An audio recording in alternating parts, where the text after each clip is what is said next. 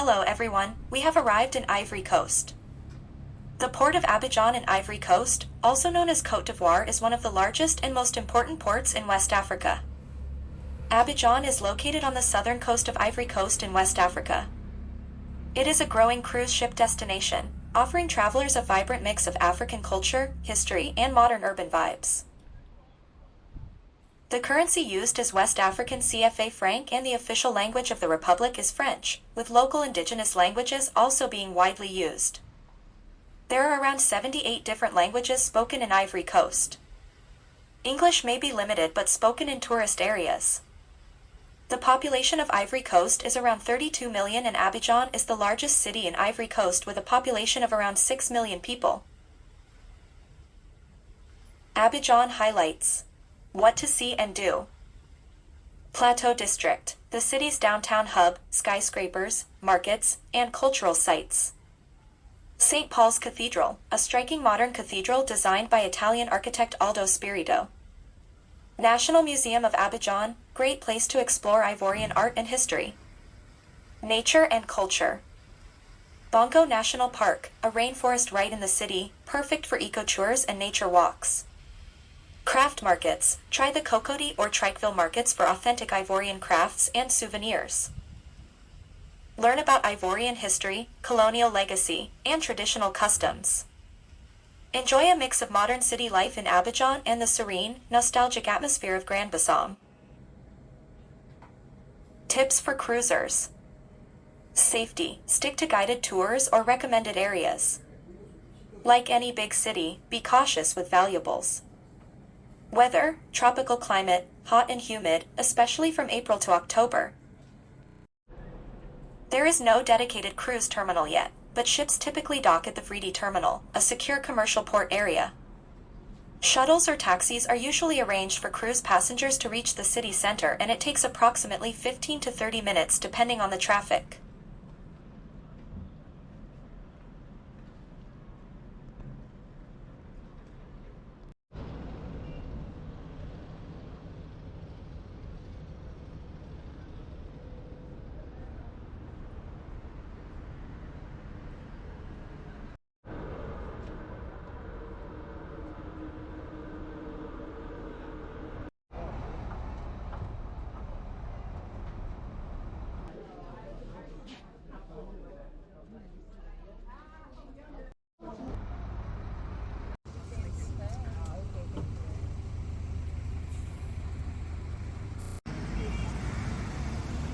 Ivory Coast's infrastructure is developing, with a focus on roads, energy, and telecommunications, particularly in urban areas like Abidjan. While it is a major infrastructure hub in West Africa, the country also faces challenges maintaining existing infrastructure and addressing infrastructural gaps, especially in rural areas. We will be approaching Grand-Bassam's Place of Peace. Dedicated to the Women's March, this monument commemorates December 24th in 1949. The day they decided to march on Grand-Bassam in order to get the release of their incarcerated spouses and to rise against colonialism. Unfortunately, the march ended tragically in the end, and in memory of this tragic event, the Peace Square and the Victory Bridge were built to salute the courage of these women.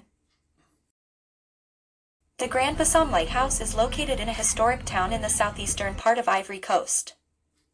This lighthouse is a colonial-era landmark and is one of the oldest in the country. Grand-Bassam itself is a UNESCO World Heritage Site known for its colonial architecture and historical significance as a former French colonial capital. The lighthouse, though weathered, remains an iconic feature of the coastal landscape. We have arrived at the National Costume Museum in Grand-Bassam. The museum is situated in the heart of Grand-Bassam and is housed in a beautifully preserved colonial-era governor's palace dating back to the early 20th century. This museum offers a deep dive into the rich cultural diversity of Ivory Coast through traditional dress and ceremonial artifacts. The museum's old colonial building adds to the overall experience, with arched doorways and open-air corridors. It's often quiet and peaceful, allowing visitors to reflect on the history and artistry on display.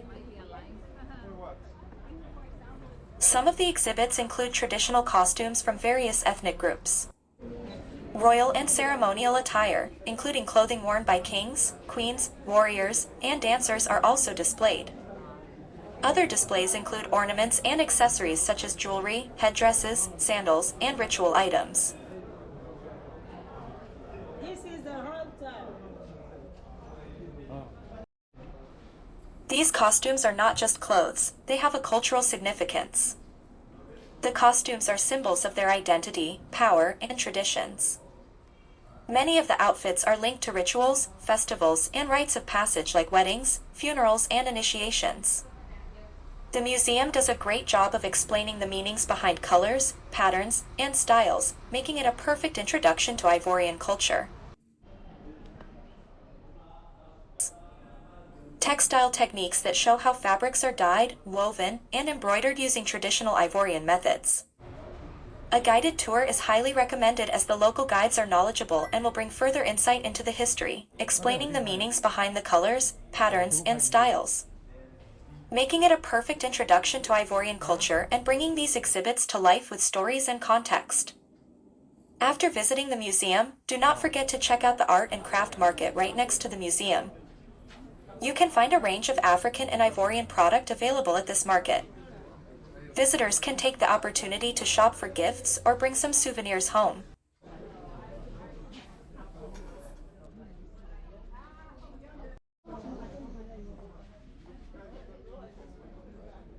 Very nice.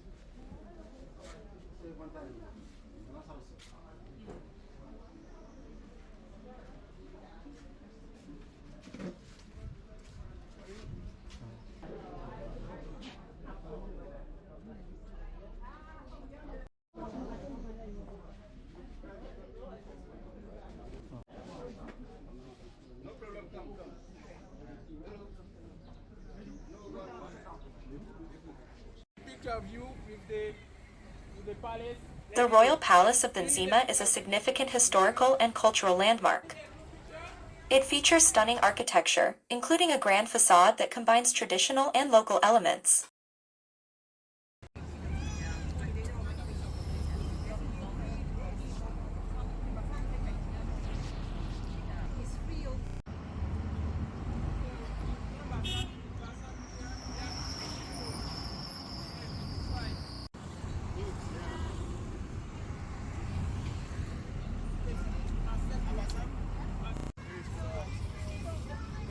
Education is free for children between the ages of 5 and 15, and the curriculum is taught in French. Many children still do not attend school. The educational system comprises of 3 stages, namely primary, secondary, and tertiary education, with the rural poor falling away as years passed. So that was the warehouses for the different merchandise. And the merchandise so that was the warehouse for the merchandise. The coconut trees and 40 for Sri Lanka.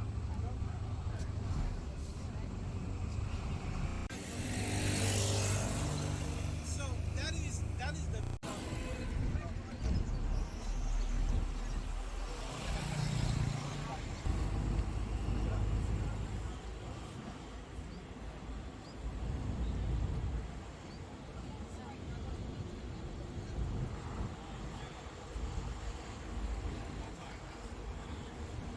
This statue, which is located near the town's central area, features 3 golden figures playing traditional Ivorian musical instruments.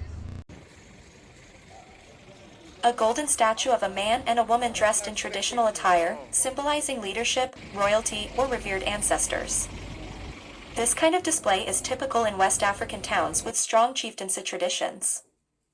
It honors cultural heritage, reinforces identity, and often marks an important historical or administrative location.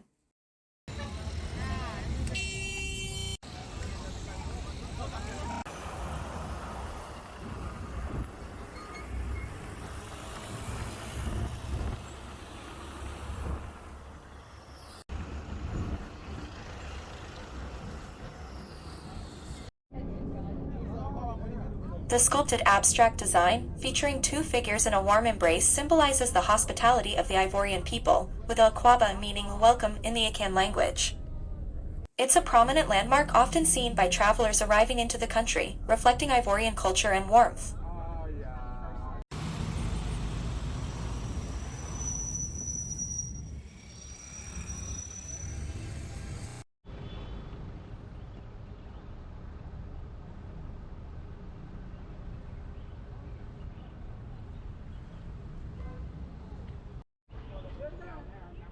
Ivory Coast is a religiously diverse country with a significant Muslim and Christian population, alongside adherents of traditional African religions and those who identify with no religion. The Cathedral St. Paul is located in the Plateau district of Abidjan. It is a modern Roman Catholic cathedral designed by Italian architect Aldo Spirito. Construction began in 1980, with the first stone consecrated by Pope John Paul II during his visit. It was completed by 1985, when he returned to dedicate it. The cathedral's unique triangular design, with a 70-meter-high bell tower resembling a giant's outstretched arms, overlooks the Ivory lagoon and symbolizes the Holy Trinity. Its concrete structure includes a sail-shaped roof and a cross held by 7 cables, representing the 7 sacraments.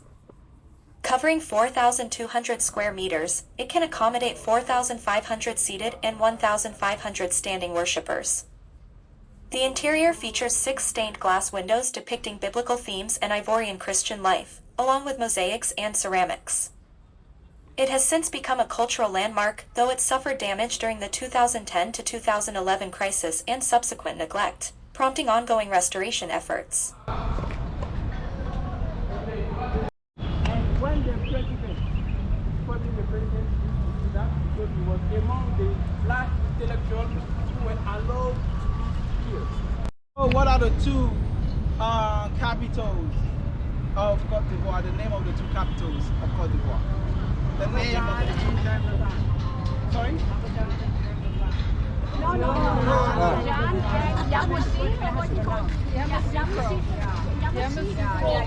Yeah. Fine, clap it out for her. I think she got it. Perfect. We're gonna sing you want the way. This is. You want to have it all? Or? Yeah. Oh, this is about lovely. So now your account name is Ajwa.